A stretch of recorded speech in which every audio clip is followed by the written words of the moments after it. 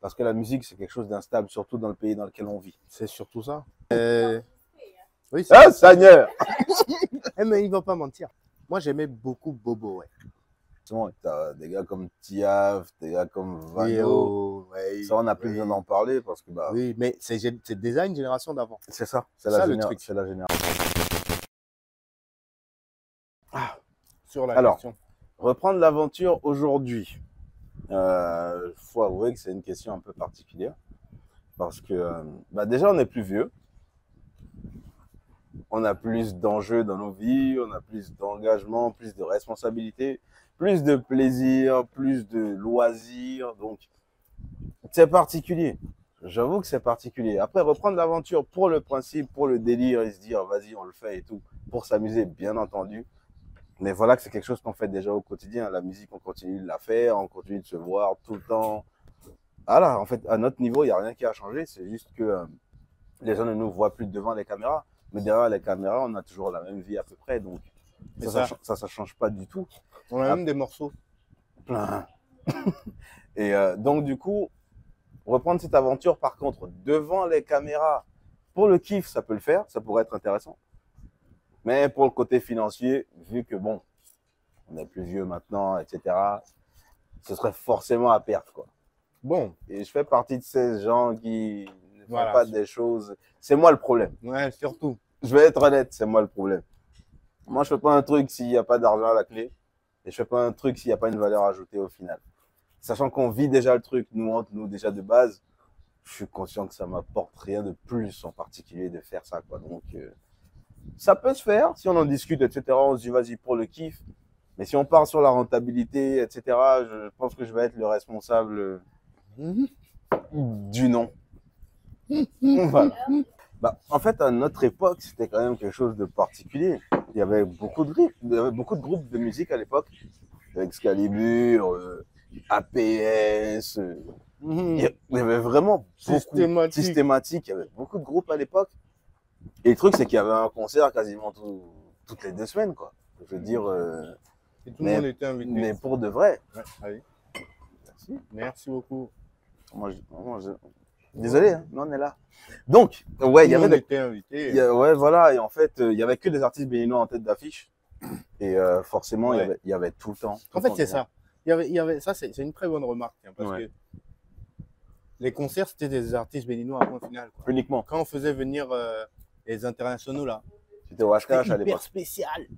Une fois l'année, mon gars. Une fois l'année. Tout le reste du temps, on a nos artistes. Donc, pourquoi on va, tu vois. Ouais. C'était super. C'était différent. Il y avait des concerts tout le temps, des showcases tout le temps. En fait, c'est ça. C'est qu'en tant qu'artiste, tu étais sûr qu'à la fin du mois, tu avais quand même quelques centaines de mille dans la poche. Déjà. À l'époque. Si tu prenais ça vraiment comme un boulot et que tu calculais vraiment, en vrai, il y avait vraiment de quoi faire. À l'époque, après, il y avait même des était engagé. Des périodes de millions aussi, quoi. Exact. Tu vendais des t-shirts, tu vendais des albums, tu vendais des casquettes. C'était une autre forme d'économie à l'époque. Et aujourd'hui, c'est triste parce que malheureusement, on a des artistes qui sont tout aussi talentueux, mais qui ne bénéficient pas de ça. Et je trouve que c'est injuste. Parce que je pense que si nous, on l'a vécu, je vois pas pourquoi eux, ils n'auraient pas le droit de le vivre. Malheureusement, il faut dire que les choses ont relativement changé à ce qui semblerait. Et bah, moi, je passe à Cotonou 1 ou 2 fois par an. Mais le problème, c'est que en général, il n'y a qu'un seul concert quand je passe par là, quoi. Et le problème, c'est que les concerts, je vois pas beaucoup d'artistes béninois, par exemple. Et je vois que les gens ne sont pas particulièrement enclins à aller voir des artistes béninois en concert. Ouais. Ce qui en soi... Après, ça dépend des artistes, tu vois. C'est dommage. Ouais, bien sûr. Alors, moi, je ne suis pas forcément spécialisé dans tout ça. Je suis pas totalement de l'autre côté. Je suis DA, directeur artistique chez WeMagic, mais je suis pas organisateur de concerts, je suis pas promoteur, je n'ai pas cette expérience et je ne mens pas en essayant d'agir comme si j'avais des compétences, alors qu'en vrai, moi, je n'ai jamais organisé, par exemple, de concert officiellement. Mais je pense que c'est un tout. Il faut que le public se reconnaisse dans les artistes. Il faut que le public voit les artistes comme des artistes. Parce que demain, un artiste international qui vient ici, beaucoup de personnes vont faire le déplacement. Mais dans leur pays à eux, ils remplissent pas forcément des showcases. Et l'huile de friture aussi est d'accord avec moi. Après, tu vois, ce que je veux dire par là, c'est dingue. Hein. C'est malade. ce que je veux dire, c'est que on avait des choix artistiques très, très clairs à l'époque. À l'époque, si tu veux un style de musique, là, tu appelles tel gars. Aujourd'hui, tu veux un style de musique, tu appelles n'importe qui. Ils font tous la même chose. Ils font la même chose. Il n'y a plus d'objectifs artistiques. Il n'y en a plus. Alors que nous, c'était que ça. Tu vois, RDS, c'était, je vais te dire, c'était les Béninois hype. Le style hip-hop, truc, et les gars qui osent. Ouais, c'était ça. C'était les frères qui osent. On avait Diamant Noir qui est venu aussi ensuite. Eux, c'était, on va dire, je dis juste ce qui se passe, tu vois. C'était en gros les enfants de riches qui parviennent à avoir des belles images, des bons, c'est-à-dire, c'était tout un feeling aussi, tu vois. Donc quand tu veux ça, tu les appelles eux. Tu vois, nous, c'était le gangster rap. Voilà. Blasphème, c'était gangster rap. Nous, c'est, tu veux l'Amérique. Tu vas recevoir ça, il n'y a pas de problème, tu vois. Alors qu'on était ici. Et donc voilà, je veux dire, on avait des spécificités, chacun vraiment claires et bien différentes, des choix artistiques bien clairs qui font que c'était peut-être plus intéressant pour les gens aussi. Aujourd'hui, ceux qui ont des choix artistiques qui sont corrects, qui sont cohérents, ne font pas forcément de la bonne musique. Donc, tu vois, un deuxième problème naît après le premier, quoi. Sinon, parce que, écoute, Togbe Yeton, par exemple, c'est un concept qui est très, très, que je respecte, que l'équipe Mecoprod fait un excellent boulot, à mon avis, tu vois, dans cette création de... truc, je te dis, c'est dingue. Malade. Dans cette création de personnages et de tout ça. Maintenant, j'aurais tellement aimé qu'il soit fort en musique, tu vois, en musique, pas en rap, ni en... Voilà. J'aurais tellement aimé qu'il soit fort en musique, parce que là, on peut s'internationaliser rapidement, en fait, on peut parler d'autre chose, en fait, mais sinon, effectivement, tu vois, ça nous enferme.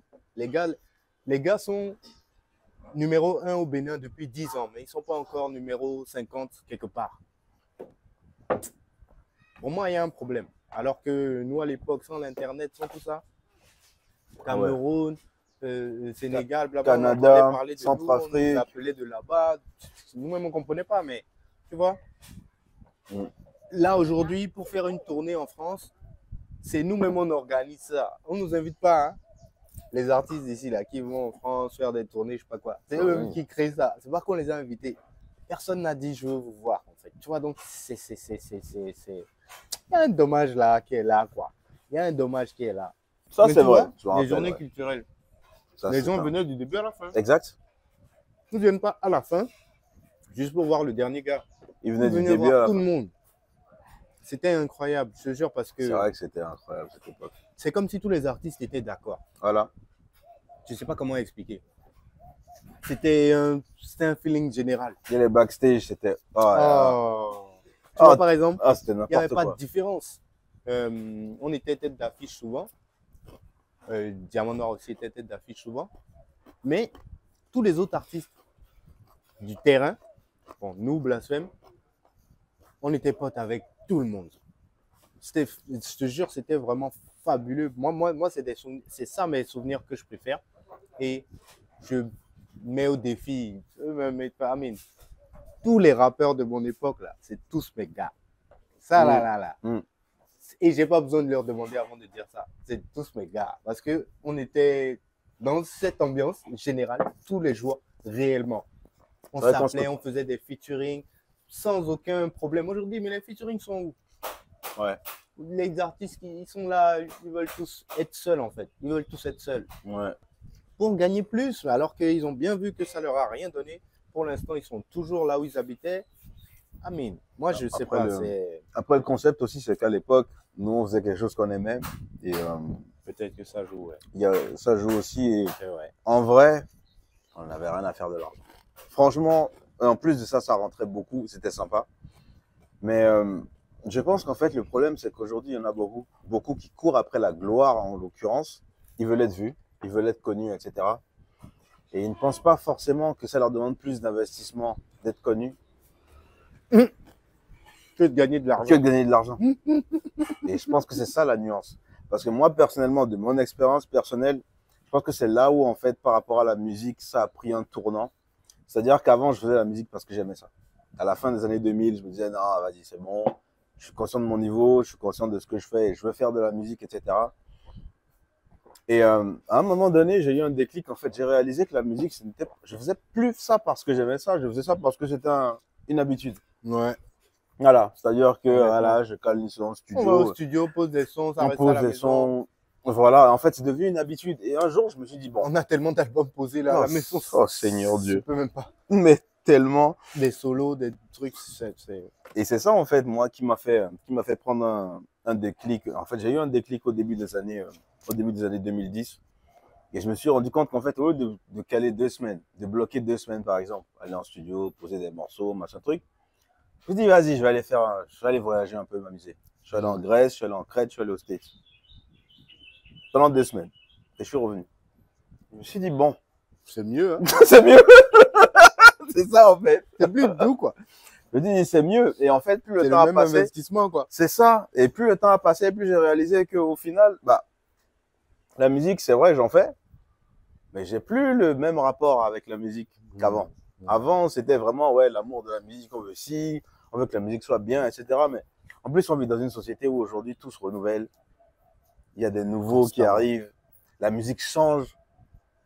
En fait, les artistes qui viennent à maintenant de moins en moins de connaissances de la musique. C'est-à-dire qu'un rappeur, demain, tu l'appelles. Je pense que 99% d'entre eux ne savent pas jouer du piano. 99% d'entre eux ne savent pas jouer de la guitare. D'instruments, quoi. Tu leur donnes des vraies notes, des vrais instruments, etc. Tu leur dis, écoute, change de gamme, mets telle note, mets un la sur ça, il va pas savoir ce que c'est. Tout c'est électronisé. Ouais, donc en fait, par rapport à l'amour de la musique en elle-même, etc., on n'est plus à la même époque. Donc, il faut accepter que ça a changé.